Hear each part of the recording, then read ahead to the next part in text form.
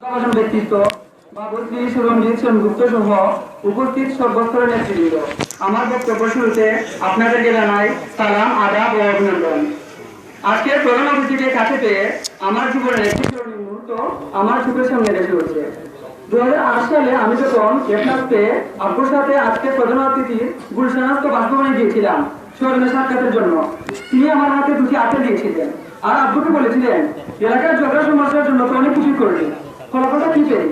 তারপর আমাকে দেখিয়ে বললেন, ওদের দিকে চুপ রাখ, ওদেরকে এমন ভাবে গড়ে তুল যাতে ওরা সমাজের প্রতিটি স্তরে মাথা উঁচু করে দাঁড়াতে পারে।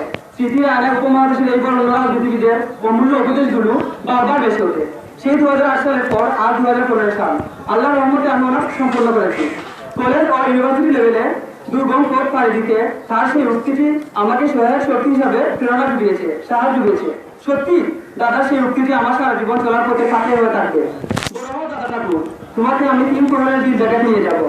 কবি সুনীল গঙ্গোপাধ্যায়ের কেউ কথা রাখিনি, কবিতাটি কবি করেছিলাম ঠিক মনে করতে পারছি না, তবে কথা দিয়ে কথা না রাখা এই ভুলে যাওয়ার সমাজে আজও কিছু মানুষ আছে যারা কথা রাখার আপ্রাণ চেষ্টা করে যাচ্ছে।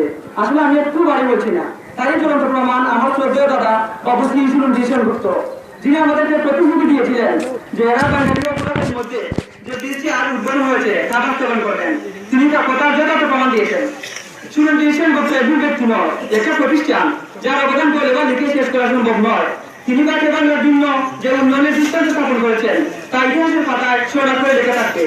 আজকের যে দৃষ্টি উদ্বোধন করা হলো, এই দৃষ্টির মধ্য দিয়ে এই অঞ্চলের মানুষের যাতায়াত ব্যবস্থায় এক নতুন ধার উন্মোচিত হলো। একসময় বাকি বাংলাকে অবহেলিত জনপদ বলা হলো, এখন এই বাকি বাংলায় করেছে উন্নয়নের ছোঁয়া। আমরা বলতে পারি এই জনপদ হলো উন্নত জনপদ, আর গল্প করে বলতে পারি এই জনপদের মাটি ও মানুষের উপর ছায়া হয়েছেন বাবুশ্রী সুরঞ্জিত সেনগুপ্ত। এবার বাংলায় বাংলাদেশের একটি আলোচিত জনপদ। জল যোজনা শহরের জন্ম হয়েছে হাসন রাজা বাবু সম্রাট আব্দুল করিম থেকে নিয়ে অনেক কীর্তিমান পুরুষের, তাদের একজন হলেন আমাদের নেতা বাবুশ্রী সুরঞ্জিত সেনগুপ্ত। আমি আমার সংক্ষিপ্ত বক্তব্য আর দীর্ঘায়িত করবো না। বাবুশ্রী সুরঞ্জিত সেনগুপ্তের সুস্বাস্থ্য কামনা করে এখানেই সমাপ্ত করলাম। ধন্যবাদ সবাইকে। সম্মানিত এলাকাবাসী,